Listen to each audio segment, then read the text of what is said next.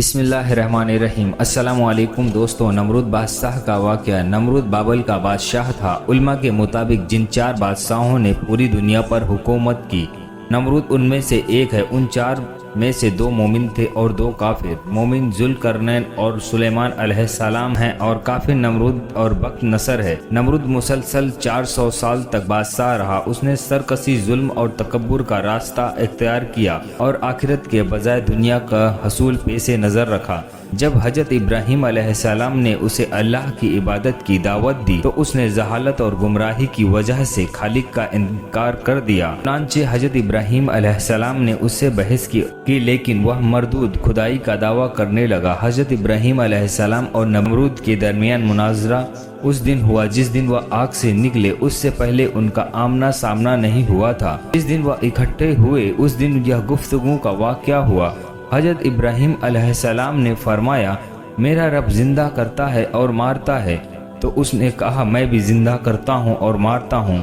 اپنی بات کو ثابت کرنے کے لیے اس جاہل نمرود نے 2 قیدی منگوا کر بے قصور کو مار ڈالا اور قصوروار کو چھوڑ دیا اور کہا کہ دیکھو، میں جس کو چاہوں مارتا ہوں اور جسے چاہوں نہیں مارتا۔ اس طرح سب کو فریب دینے کی کوشش کی کہ اس نے ایک کو موت دے دی اور دوسرے کو زندگی بخش دی۔ اس کا یہ عمل حضرت ابراہیم علیہ السلام کی دلیل کا جواب نہیں تھا اور نہ ہی اس کا موضوع گفتگو سے کوئی تعلق تھا، بلکہ یہ ایک بیکار سی بات تھی جس سے ظاہر ہوا کہ اس کے پاس کوئی دلیل نہ تھی۔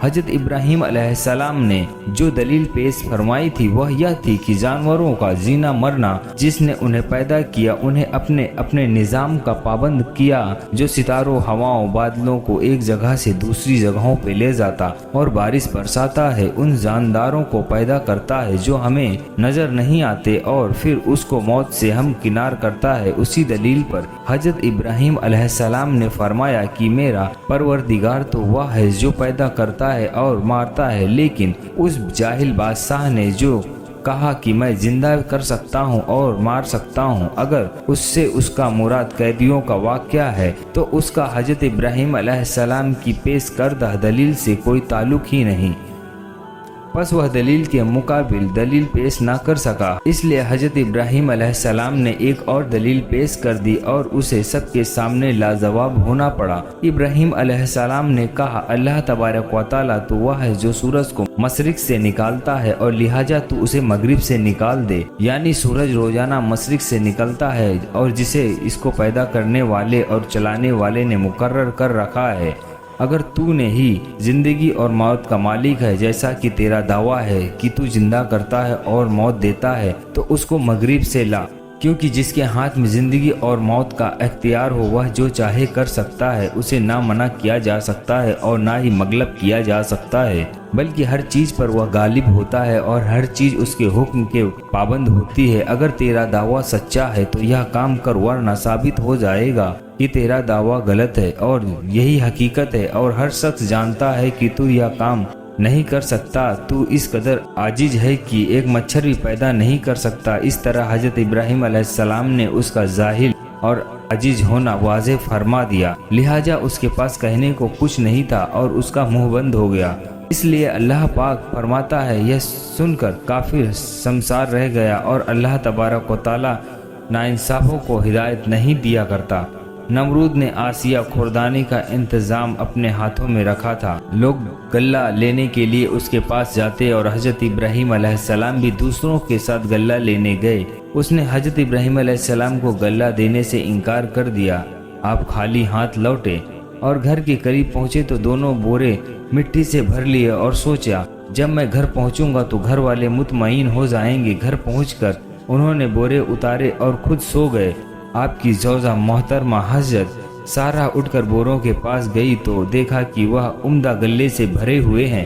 انہوں نے کھانا تیار کیا اور جب حضرت ابراہیم علیہ السلام بیدار ہوئے تو دیکھا کہ کھانا تیار ہے۔ انہوں نے پوچھا، یہ کھانا کہاں سے آیا ہے؟ زوجہ محترمہ نے فرمایا کہ جو آپ لائے تھے اسی سے تیار کیا ہے۔